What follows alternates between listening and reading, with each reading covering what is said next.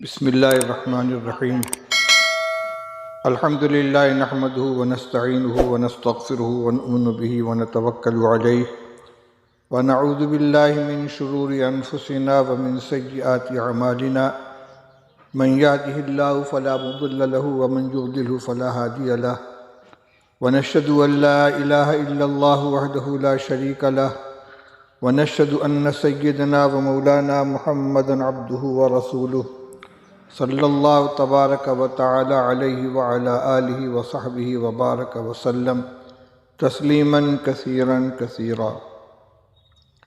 أما بعد فأعوذ بالله من الشيطان الرجيم. بسم الله الرحمن الرحيم.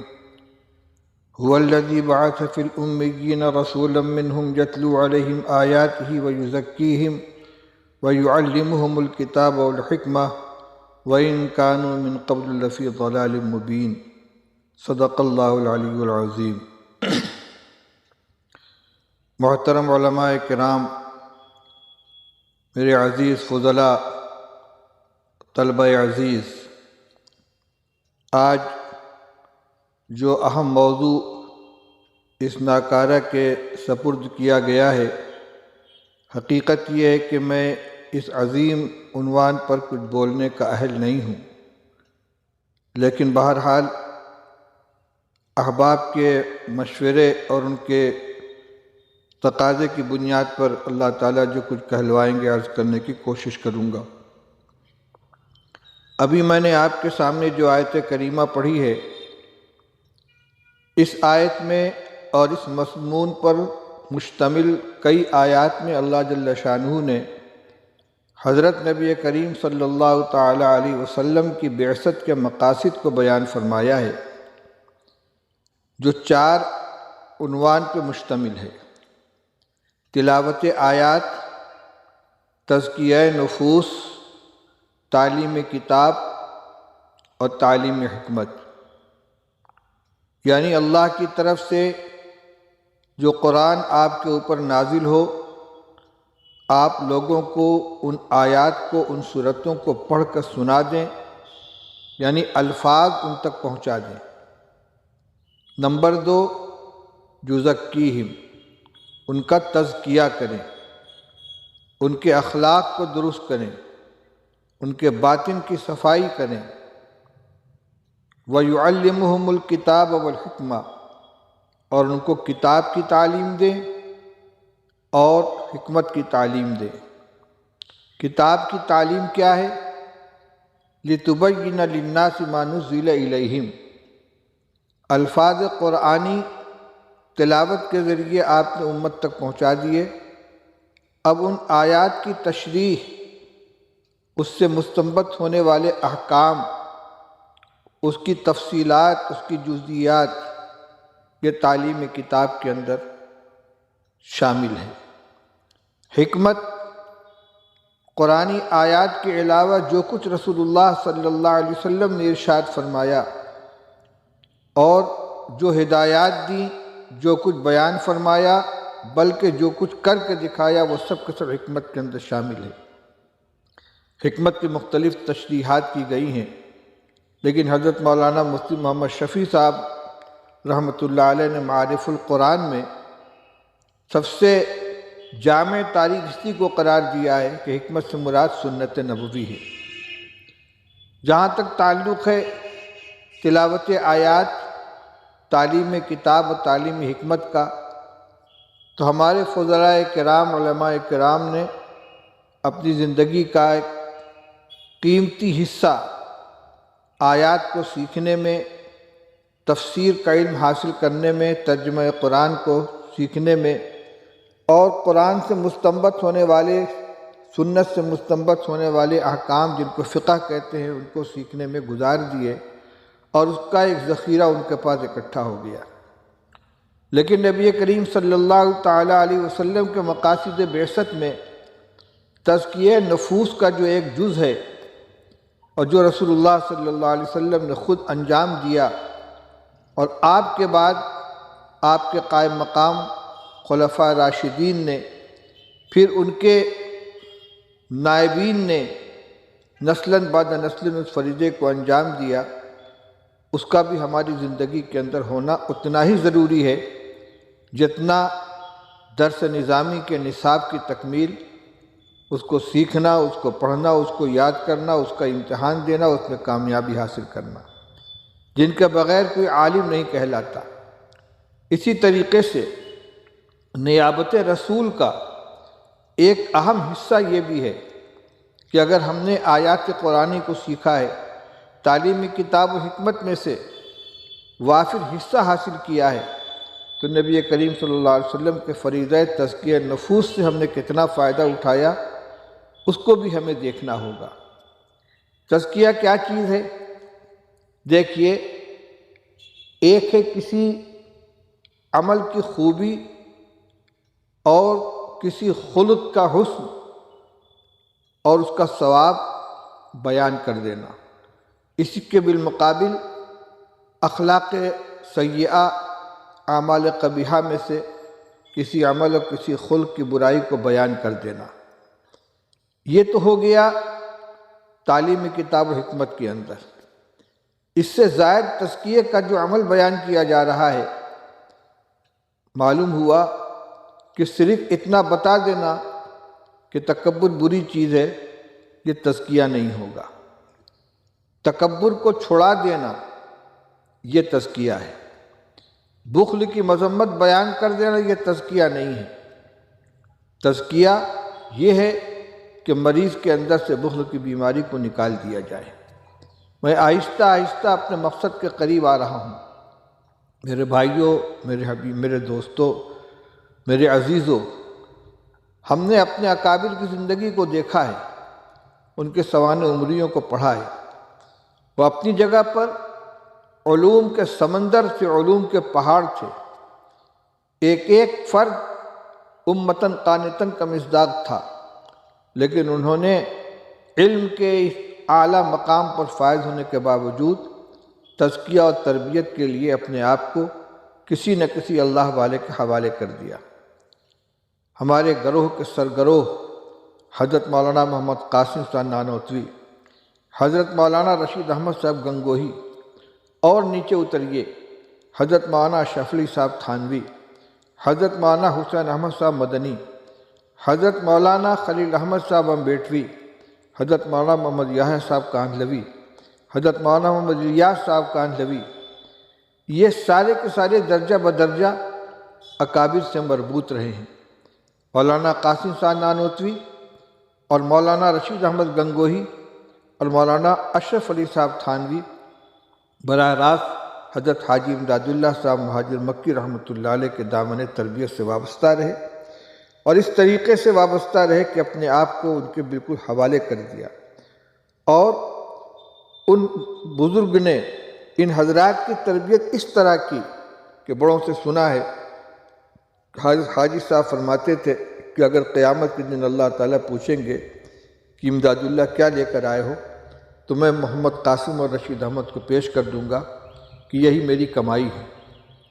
ان حضرات کا یہ حال تھا کہ علم اور معرفت کے اتنے اونچے مقام پر فائز ہونے کے باوجود کسی بھی مسئلے کے اندر حضرت حاجی صاحب رحمۃ اللہ علیہ سے مشورہ لیے بغیر قدم آگے نہیں بڑھاتے تھے، اپنے آپ کو فنا کر دیا تھا ان کے سامنے۔ یہی حال مولانا شریف صاحب تھانوی رحمۃ اللہ علیہ کا تھا۔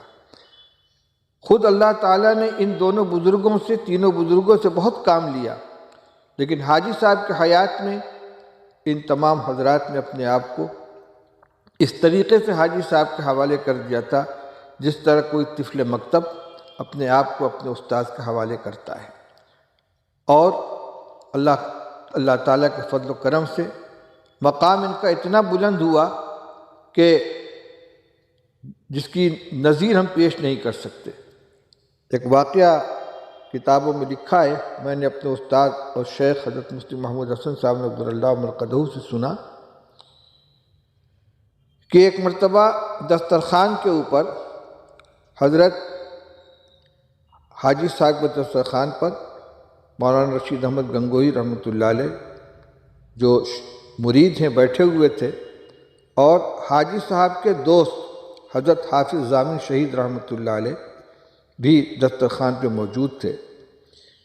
حاجی صاحب کوئی سالن نوش فرما رہے تھے اور مولانا رشید احمد گنگوہی رحمۃ اللہ علیہ کے سامنے وہ سالن نہیں تھا، تو حافظ ضامن صاحب نے مذاق کے لہجے میں کہا کہ یہ غالباً کوفتہ تھا، کوفتہ کی رکابی میاں رشید احمد کے قریب کر دیجئے، دور پڑتی ہے، وہ اس کو نہیں لے پا رہے ہیں۔ تو حاجی صاحب نے امتحان کے طور پر فرمایا کہ میرا احسان ہے کہ میں ان کو اپنے ساتھ دسترخوان پہ بیٹھا کے کھلا رہا ہوں، انہیں جی تو یوں چاہتا ہے کہ روٹی کے ایک ٹکڑے پر تھوڑا سا سالن رکھ کے کسی گوشے میں بیٹھا دوں۔ مولانا رشید احمد گنگوہی رحمۃ اللہ علیہ فرماتے ہیں کہ جب حاجی صاحب نے یہ جملہ فرمایا تو میرے چہرے کی طرف دیکھا کہ میرے اندر کوئی تغیر ہو رہا ہے کہ نہیں، لیکن الحمدللہ میرے اندر کوئی تغیر پیدا نہیں ہوا، کیونکہ واقعتاً میں اپنے آپ کو اس کا بھی مستحق نہیں جانتا تھا۔ یہ ان رشید احمد گنگوہی کی تربیت ہو رہی ہے کہ جو سرخیل علماء کہلاتے ہیں، اتنے بڑے۔ اچھا، حاجی صاحب رحمۃ اللہ علیہ خود باضابطہ عالم نہیں تھے، لیکن صاحب دل بزرگ تھے، اس لیے انہوں نے اپنے آپ کو ان کے حوالے کر رکھا تھا۔ یہی حال مولانا محمد قاسم تنانوتوی رحمۃ اللہ علیہ کا تھا، یہی حال مولانا رشید احمد گنگوہی، مولانا شفیع صاحب تھانوی کا تھا۔ پھر جب حضرت گنگوہی رحمۃ اللہ علیہ مسند تربیت کے اوپر بیٹھے ہیں تو ان کے بعد کے جتنے حضرات ہیں، مولانا محمد یحییٰ صاحب، مولانا خلیل احمد صاحب، مولانا حسین احمد صاحب مدنی، ان مولانا شیخ الہند مولانا محمود حسن صاحب رحمۃ اللہ علیہ، مفتی عزیز الرحمن صاحب، یہ تمام حضرات، ان کا رخ گنگوہ کی طرف ہوا اور اپنے آپ کو مکمل ان کے سپرد کر لیا اور ان کے زیر تربیت رہ کر اپنی روحانیت کی تکمیل کی۔ تمام لوگوں کا یہ طریقہ رہا ہے، بلکہ پہلے تو یہ ہوتا تھا کہ طالب علم جب دور حدیث سے فارغ ہوتا تھا تو جب تک کہ وہ کسی بزرگ سے اپنا تعلق وابستہ نہ کر لے، اپنی تربیت نہ کرا لے، اپنی اصلاح نہ کرا لے، کسی کام کے اندر اس کو نہیں لگایا جاتا تھا، اور یہ بہت ضروری ہے۔ حضرت مولانا مفتی محمود حسن صاحب نور اللہ مرقدہ نے ایک مرتبہ بیان فرمایا، مضمون چل رہا تھا تکبر کا، کہ آدمی کے اندر جو اپنی بڑائی کا جذبہ پیدا ہوتا ہے تو اس کے اسباب بہت سے ہوتے ہیں۔ کسی کو دولت کی بنا پر تکبر کی بیماری لگ جاتی ہے، کوئی اقتدار کی بنا پر تکبر کا مریض ہو جاتا ہے، کوئی اپنے حسن و جمال کی بنا پر، کوئی اپنی جسمانی طاقت کی بنا پر، کوئی اپنے کسی فن کی بنا پر، کوئی اپنی جماعت کی کثرت کی بنیاد پر۔ فرماتے تھے کہ یہ سارے کے سارے اسباب اپنی جگہ پر، لیکن علم کی بنا پر جو کبر پیدا ہوتا ہے یہ سب سے زیادہ خطرناک ہے۔ فرمایا کہ ایک بچہ گھر سے نکلتا ہے تعلیم حاصل کرنے کے لیے، گھر میں اس کے والدین ہیں، اس کے بڑے بھائی بہن ہیں، چچا ہیں، وہ سب سے کم پڑھا ہوا، سب کے مقابلے میں ناخواندہ ہے، سب کو اپنے سے بڑا سمجھتا ہے، لیکن 8 سال 9 سال 10 سال علم حاصل کرنے کے بعد جب وہ گھر میں لوٹ کر آتا ہے تو اس کو سارے کے سارے لوگ جاہل نظر آتے ہیں، ابا بھی جاہل ہیں، اماں بھی جاہل ہیں، بھائی بھی جاہل ہیں۔ یہ جو اس کا احساس ہے یہ اس کو گڈھے کے اندر ڈال دیتا ہے۔ علم کے راستے سے جو تکبر آتا ہے یہ سب سے زیادہ خطرناک ہے اور اس کا نکالنا سب سے زیادہ ضروری ہوتا ہے۔ حضرت نے بعض واقعات سنائے، طلبہ اور علماء کی عبرت کے لیے سناتا ہوں۔ حضرت مفتی محمود صاحب نور اللہ مرقدہ نے فرمایا کہ ایک بستی کے اندر ایک اللہ والے بزرگ تھے، باضابطہ عالم نہیں تھے، لیکن اللہ نے ان کو علم لدنی عطا فرمایا تھا۔ ان کی بستی کا معاملہ یہ تھا کہ سارے لوگ ان کا احترام کرتے تھے، ان سے مشورے لیتے تھے، ان کو اپنا بڑا مانتے تھے۔ اس بستی کا ایک لڑکا، اس کے والدین کو شوق ہوا، اس کو مدرسے میں پڑھنے کے لیے بیٹھا دیا اور وہ باقاعدہ عالم بن کر اپنی بستی میں واپس آیا۔ شیطان نے اس کے دل میں یہ بات بیٹھا دی کہ اب ان بڑے میاں کا چراغ گل ہونے والا ہے، اب تو میں علامہ بن کر آ گیا ہوں، یہ بڑے میاں پڑھے لکھے تو ہیں نہیں، جاہل آدمی ہیں، میں اب ان کی جگہ لینا چاہتا ہوں، لیکن اس کا راستہ کیا ہو؟ تو اس نے سوچا کہ ان کی مجلس میں چل کے کچھ سوالات کروں گا، وہ لاجواب ہو جائیں گے اور لوگ آہستہ آہستہ میری قابلیت کے قائل ہو جائیں گے اور مجھے وہ مقام حاصل ہو جائے گا۔ چنانچہ وہ مجلس میں آیا اور بظاہر بڑے ادب سے کہنے لگا، حضرت ایک بات سمجھ میں نہیں آ رہی، ذرا سمجھا دیجئے۔ کہ کیا بات ہے؟ کہ وہ اساتذہ سے میں نے سنا ہے کہ جو سنتیں ہوتی ہیں یہ فرائض کی تکمیل کے لیے ہوتی ہیں، سنتیں فرض کی تکمیل کے لیے ہوتی ہیں، اور قاعدہ یہ ہے کہ اصل شے کا وجود پہلے ہوتا ہے اور مکملات کا وجود اس کے بعد ہوتا ہے۔ لیکن ہم وضو میں دیکھتے ہیں کہ 3 سنتیں ہیں، دونوں ہاتھ گھٹنوں تک دھونا، اس کے بعد کلی کرنا، اس کے بعد ناک میں پانی ڈالنا، اس کے بعد چہرہ دھلنا۔ چہرہ دھلنا یہ فرض ہے، کلی کرنا، ناک میں پانی ڈالنا، ہاتھوں کو دھلنا یہ سنت ہے۔ تو پہلے فرض کی ادائیگی ہونی چاہیے، اس کے بعد سنت کی ہونی چاہیے، ترتیب سمجھ میں نہیں آ رہی ہے۔ بزرگ کو بات سمجھ میں آ گئی کہ صاحبزادے کے دماغ میں خناس بیٹھا ہے، یہ اپنے علم کا میرے اوپر سکہ جمانا چاہتے ہیں، لیکن ان کو اس بچے سے محبت تھی، چاہتے تھے اس کا علاج ہو جائے۔ انہوں نے اتنے میں دروازے پر ایک لڑکا آ کر کھڑا ہوا، ایک تھیلے کے اندر مٹی کے ڈھیلے لے کر آیا تھا، اس کو کلوخ کہتے ہیں۔ پہلے مسجدوں میں استنجا خانے کے اندر مٹی کے ڈھیلے رکھے جاتے تھے پیشاب جذب کرنے کے لیے، پیشاب کے مریضوں کے علاج کے لیے۔ تو وہ کھیت سے مٹی کے ڈھیلے لے کر آیا تھا تھیلے میں حضرت کو دینے کے لیے۔ یہ گفتگو ہو ہی رہی تھی کہ دروازے پر آ کر وہ کھڑا ہوتے کہا، السلام علیکم۔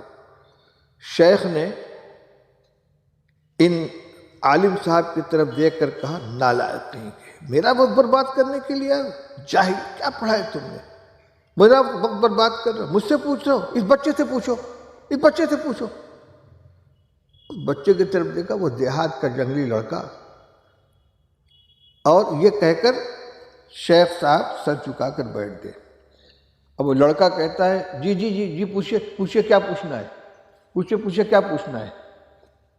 اب ایک تو یہ مرعوب ہو چکے تھے، کہنے لگے، انہوں نے اپنا سوال دہرایا کہ بھائی میں نے اساتذہ سے سنا ہے کہ سنتیں فرض کی تکمیل کے لیے ہوتی ہیں اور اصل شے کا وجود پہلے ہوتا ہے، تکمیل بعد میں ہوتی ہے، تو وضو کی سنتیں پہلے کیوں ہیں؟ اس نے بھی وہی لہجہ اختیار کیا، کیا پڑھا ہے آپ نے؟ گھاس چھیلا ہے، کچھ نہیں جانتے۔ سنیے، اللہ تعالیٰ فرماتے ہیں، وَنَزَّلْنَا مِنَ السَّمَاءِ مَاءً طَهُورًا، ہم نے آسمان سے مائع طہور نازل کیا۔ وضو کے لیے مائع طہور کی ضرورت ہے، تو وضو کرنے سے پہلے اس بات کا اطمینان کر لینا ضروری ہے کہ یہ مائع منزل من السماء صفت منزل من السماء کے اوپر قائم ہے یا اس میں تغیر پیدا ہو گیا ہے۔ اور مائع منزل من السماء کے ذاتی اوصاف 3 ہیں، اس کا لون، اس کا طعم اور اس کی ریح، اس کا رنگ، اس کی بو اور اس کا مزہ۔ اس لیے پہلے پانی کو ہاتھ میں لے کر گھٹنوں کو دھلا جاتا ہے، دیکھا جاتا ہے کہ یہ متغیر اللون تو نہیں ہے۔ جب اطمینان ہو گیا تو منہ میں پانی ڈال کے کلی کر کے یہ دیکھتے ہیں کہ متغیر الطعم تو نہیں ہے، اس کا بھی اطمینان ہو گیا تو ناک میں پانی ڈال کے دیکھتے ہیں کہ متغیر الریح تو نہیں ہے۔ جب یہ اطمینان ہو گیا کہ یہ صفت منزل من السماء کے اوپر باقی ہے، نہ اس کے رنگ میں تبدیلی ہوئی ہے، نہ بو میں، نہ مزہ میں، اور یہ طہوریت کی صفات کے اوپر قائم ہے، تب اس سے ادائے فرض کا آغاز کرتے ہیں۔ وہ تقریر کا جو کہتے ہیں اب تلاش کر بھائی ذرا سا ایک مرتبہ بیان کر دینا، اور ادھر شیخ صاحب نے سر اٹھا دیا اور لڑکا کہتا کیا کہ بھائی جو بیان کرتے، میں کہاں کچھ بیان کر رہا تھا کہ وہ جو صفت منزل میں، کیا مذاق کرتے ہیں امریسا، میں دیہات کے رہنے والا، اصل میں وہ کچھ نہیں بول رہا تھا۔ یہ بزرگ جو سر جھکائے ہوئے بیٹھے تھے، ان کی بات تھی، اس کی زبان سے مائک کی طرح سے ادا ہو رہی تھی۔ یہ کیا چیز تھی؟ یہی وہ چیز تھی کہ جس کو پیدا کرنے کے لیے بزرگوں کی جوتیاں سیدھی کی جاتی ہیں۔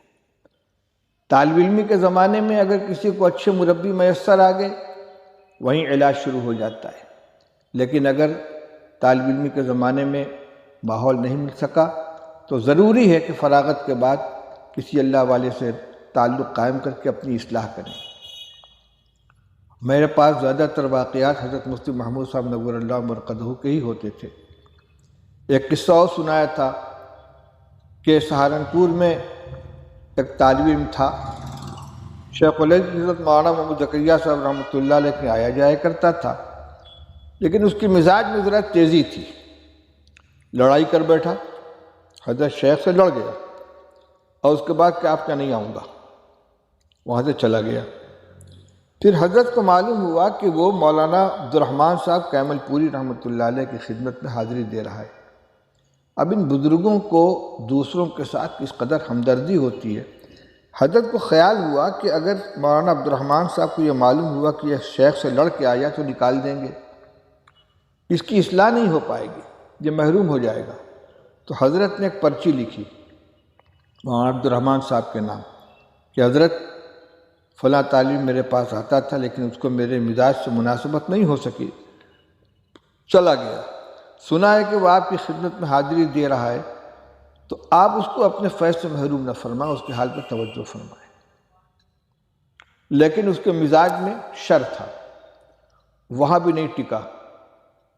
آخر کار اس نے مدرسہ مظاہر العلوم چھوڑ دیا اور چلا گیا دہلی، مرکز نظام الدین کے مدرسے میں داخلہ لے لیا۔ یہ زمانہ تھا مولانا الیاس صاحب رحمۃ اللہ علیہ کا۔ ایک دن باورچی خانے کے باورچی تو جو بوڑھا آدمی تھا اس سے لڑائی کر لی اور اچھی خاصی لڑائی ہو گئی۔ بڈھا، نالائق، جاہل، پتہ نہیں کیا کیا کہہ دیا اس کو۔ اس نے کہا میں حضرت جی سے تمہاری شکایت کروں گا، میں بھی تمہاری شکایت کروں گا۔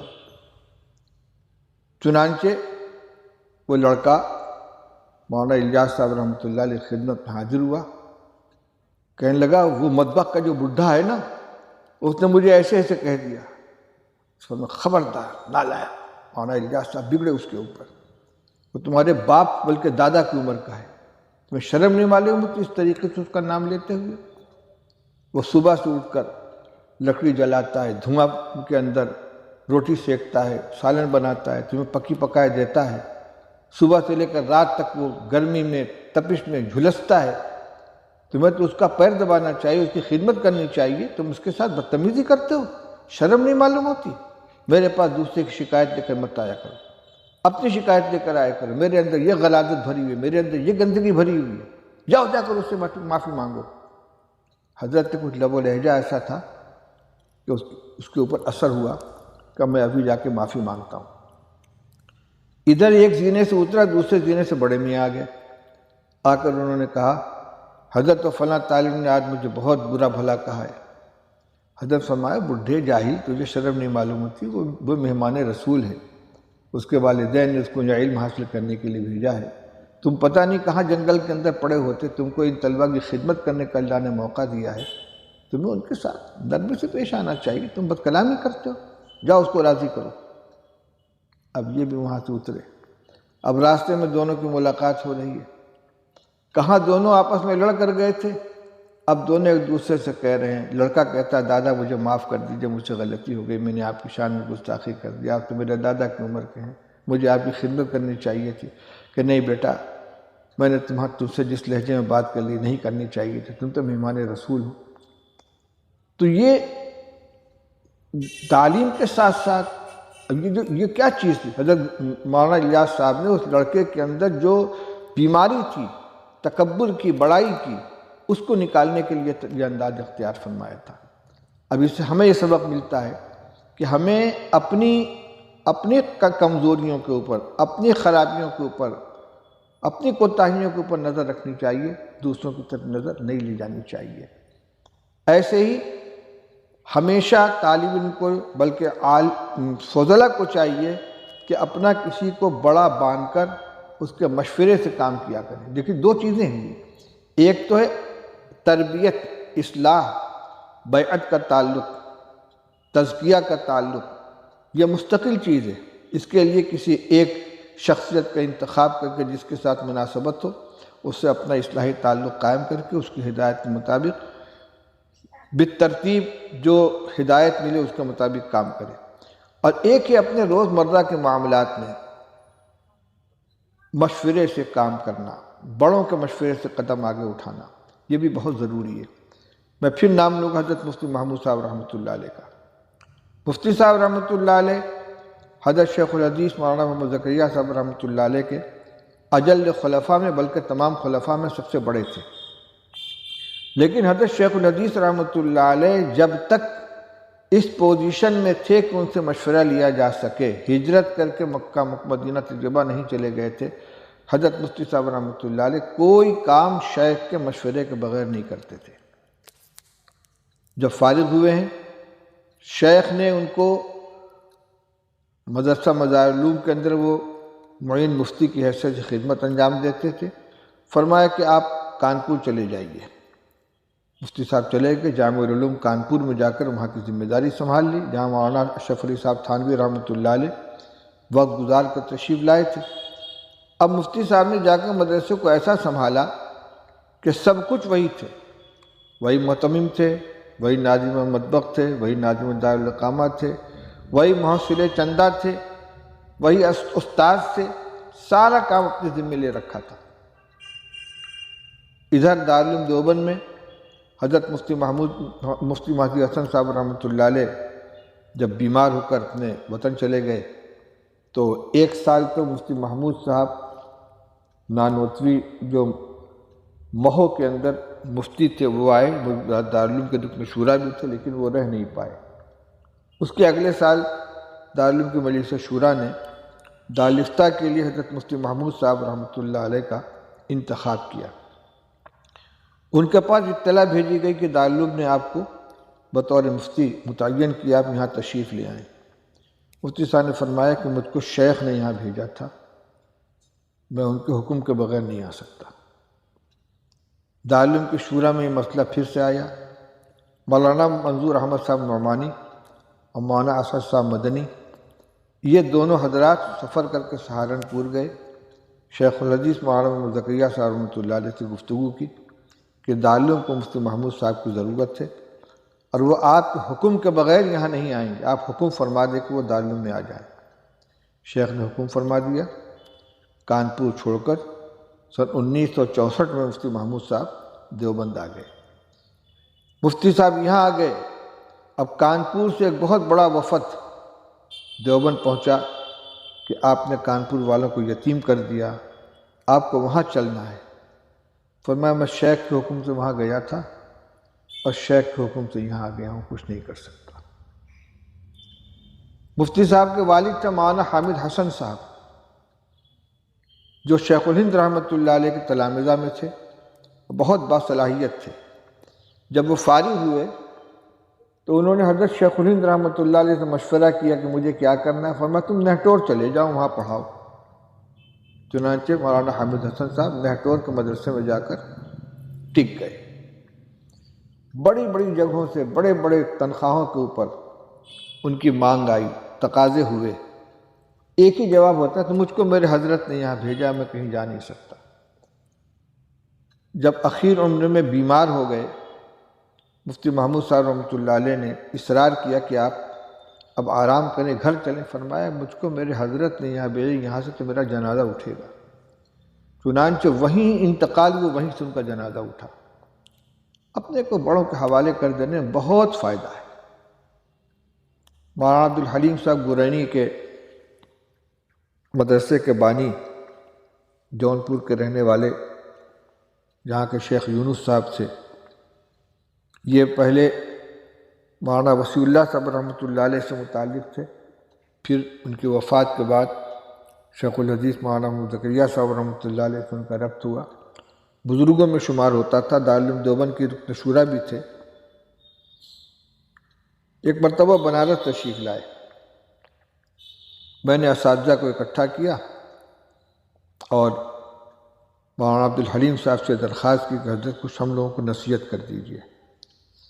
فرمایا کہ صرف ایک نصیحت کرتا ہوں مستقل بن کر مت رہو، ہمیشہ اپنے کو کسی بڑے کے ماتحت لے کر چلو، مشورے کرتے رہو، ہدایتیں حاصل کرتے رہو، بڑے امان کے اندر رہو گے۔ تو میں اپنے فضلاء سے یہ دونوں درخواستیں کرنا چاہتا ہوں۔ اللہ تعالیٰ نے آپ کو علم و فضل کی دولت سے نوازا ہے، اس کے نتیجے میں بڑائی کا جذبہ دل کے اندر نہیں پیدا ہونا چاہیے۔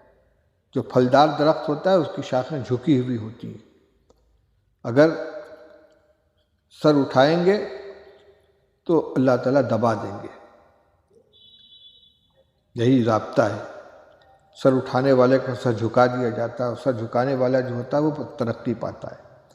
حضرت مولانا قاری محمد طیب صاحب رحمۃ اللہ علیہ ایک مرتبہ مجلس کے اندر ارشاد فرمانے لگے کہ اگر کسی کو پہاڑ کے اوپر چڑھنا ہو، بلندی کے اوپر چڑھنا ہو، یا ڈھلان میں نیچے سے اوپر کی طرف جانا ہو، تو اس کے لیے اس کو آگے کی طرف جھکنا ضروری ہوگا۔ اگر تن کر چڑھے گا الٹا گر جائے گا۔ اوپر چڑھنے کے لیے آگے جھکنا ہے۔ اب اس کو پلٹ کے کہہ دیجئے کہ جو جھکا وہ اوپر کو چڑھا، اور اس کے برخلاف جب آدمی زینہ اترتا ہے تو آگے کو جھکا ہوا نہیں ہوتا، اس کا سینہ تنا ہوا ہوتا ہے۔ اب اس کو یوں تعبیر کیجئے کہ جس نے سینہ تانا اس کو نیچے اترنا پڑا۔ جس قدر زندگی میں تواضع ہوگی، سادگی ہوگی، اتنی ہی انشاءاللہ اللہ کے نزدیک بھی مقبولیت حاصل ہوگی، بندوں کی نظر بھی محبوبیت حاصل ہوگی۔ اور یاد رکھیے کہ یہ تواضع دکھاوے کی نہیں، حقیقی تواضع، کہ حقیقتاً آدمی اپنے آپ کو معمولی سمجھے۔ علم یقیناً بہت بڑی چیز ہے، بہت قیمتی دولت ہے، اللہ کی دی ہوئی ہے، اپنی ذاتی نہیں ہے۔ حضرت فرشتوں نے کیا کہا تھا؟ لا علم لنا الا ما علمتنا، آپ نے ہمیں جو علم عطا کیا بس وہی ہمارے پاس ہے۔ جو اللہ جو علم دینے پر قادر ہے وہ لے لینے پر بھی قادر ہے۔ اور ہوتے ہیں واقعات، دماغ کا فالج گر گیا، یادداشت متاثر ہو گئی، یادداشت کھو گئی۔ اپنے زمانے کا بہت بڑا علامہ اخیر میں آ کر ایسا ہو گیا کہ جیسے بچہ ہوتا ہے، نہ اس کے پاس ہوش ہے نہ حواس ہے، کچھ نہیں، مفنت ہو کے رہ گیا۔ تو علم اللہ تعالیٰ واپس بھی لے سکتے ہیں، اس لیے علم کی بنا پر جتنا علم ہو اتنی زیادہ تواضع پیدا ہونی چاہیے۔ بڑائی کا جذبہ دل میں آئے گا تو یہ علم کار مذلت کے اندر جا کے ڈال دے گا۔ اس لیے انا عالم نہیں۔ آپ نے حضرت موسیٰ اور حضرت خضر علیہ السلام کا قصہ پڑھا ہوگا۔